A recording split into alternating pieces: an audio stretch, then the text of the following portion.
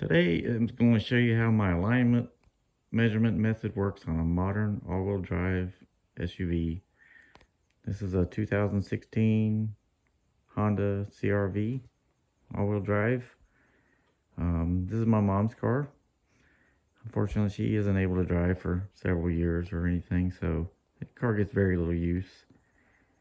And just my personal preference, I don't really care for these kind of vehicles too much. It's not my form of driving myself around. If I have a choice, I have a Supra and a Mustang and a little Mazda pickup truck, and I'd just soon drive any of them rather than this. But that's just me. I don't get why people like them, but to each his own.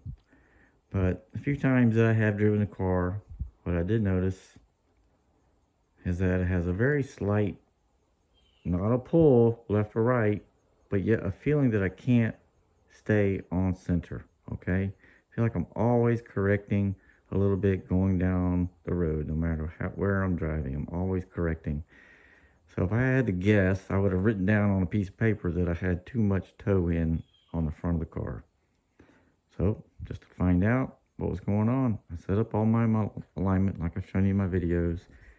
In this particular car, I had to use 74 inches between my strings. Okay, it's a little bit wider than the other cars I've shown you how to do this on. Took me about, I don't know, 15 or 20 minutes tops to get all my strings set up, get them centered and parallel to the car. And took me maybe 10 minutes to carefully double check, go back and forth, measure all my toe measurements, including barely bumping the steering wheel to make sure I'm not overcorrecting and making some adjustment I don't need to. Then I took all of my measurements for toe, and I used my laser level to measure all of my cameras on all four wheels. Okay, and here's what I came up with. For my camber in the front, I end up measuring it as 7/32 of an inch, which is 0.68 degrees, based on the 17-inch wheels, which have an 18.5-inch distance between measuring points. Okay, both left and right front tires have the identical camber.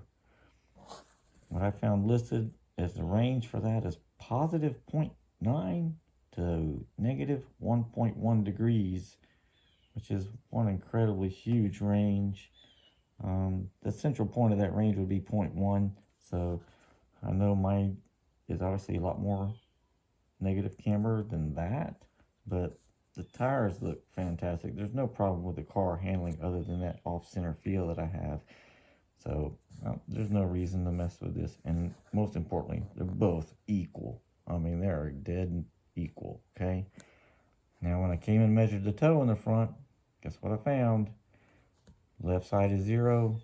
Right side has 1/32 of an inch of toe in. Okay, that equals 0.1 degrees for 8 to 17-inch wheel. Factory setting is 0 for both front tires with a deviation of 0.08 degrees. So I'm beyond the deviation. Okay, it's way too much toe in, and I need to adjust this. I'll show you how to do that. It's really easy, but I also want to show you how little it took to correct this amount being off. All right. The rear of the car, both left and right rears came in exactly the same on camber at 3/8 of an inch or 1.16 degrees, both. The range is negative 0.1 to negative 1.6, so well within the range. The middle of that range is 0.85, so I'm actually really close to that as well. All right, not too bad. The toe on the rear, the left is 1/16 of an inch of toe in, which is 0.2 degrees. The right rear is 1/32 of an inch or 0.1 degrees. Okay, so the right rear is actually kind of low because the factory setting is 0.2 on each tire, each wheel. But it has a deviation of 0.12, so this is within the deviation. Honestly, this is very, very little. Most times you get something of this nature, it's not going to really affect my car very, very little. All right, it's not going to be worth trying to make such an incremental adjustment on the back. I'll show you that adjustment too. So really all I needed to do was correct the toe, which meant adjusting the right tie rod end. I want to show you that tie rod end and how little it took to adjust it, okay? Take me a second to climb underneath here. Just bear with me. Not as young as I used to be. There's my tie rod end right there, okay? Literally loosen the lock nut, and I had to turn where I have this marked right here on this flat spot. It was in this position right here before. I moved it from here to there. I threaded it in, which is going to pull the back of my tire inward, which will move the front of the tire outward, decreasing that toe in that I have too much of, okay? It's really simple, so easy to do this, except for you're really just moving a slight amount. Don't go cranking on this thing. It also was very tight to start with. I had to loosen the lock nut. Wasn't hard, but getting this to spin, holy moly, I'd soak it with some penetrating oil for maybe even a day to allow you to be able to do this, okay? It can be really stuck because it's been on here for 8 years and it's never moved. This car's never been in an alignment shop or anything.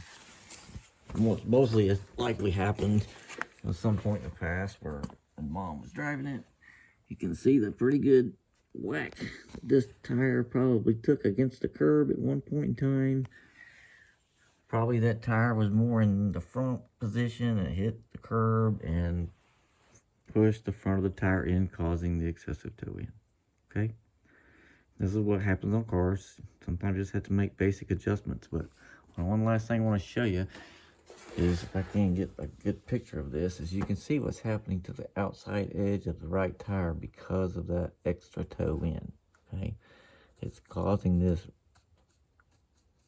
raising up of the edges all along the whole outside edge of the tire. That's from too much toe in.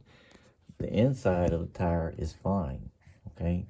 If the inside of the tire looked like this, that would be because it had too much toe out, all right? So obviously, it didn't destroy the tires. It must not have happened all that long before she stopped driving. But in time, this will just wear this tire down. If you run with excessive toe like that, will definitely destroy your tires eventually.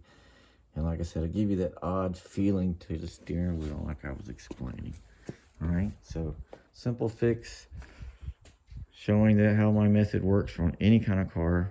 Okay, even modern cars, old cars, any kind of wheels you have on your car, my method works. So, thanks for watching, guys. I appreciate you.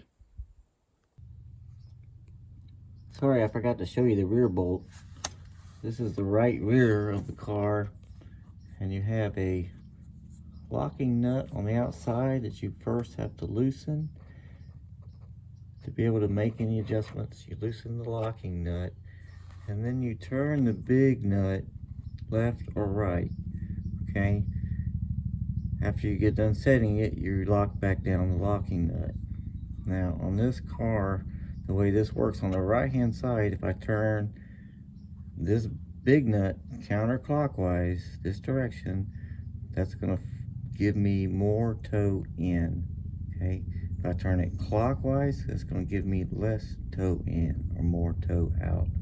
Okay, like I said, for that small adjustment that I showed you on this car, you see the little markings that are on this cam bolt? To make the adjustment that I would have to make on there, I might be moving this just that much, a very small amount to make the adjustment I would have to make to get the rear set perfectly in tow, okay? Now, when you look at this bolt, you're going to turn that bolt in a different direction on the left-hand side, okay? They're like mirror images of each other. All right, sorry for forgetting that, to show you that, but I wanted to make sure you saw it too. Thank you very much, guys. See ya.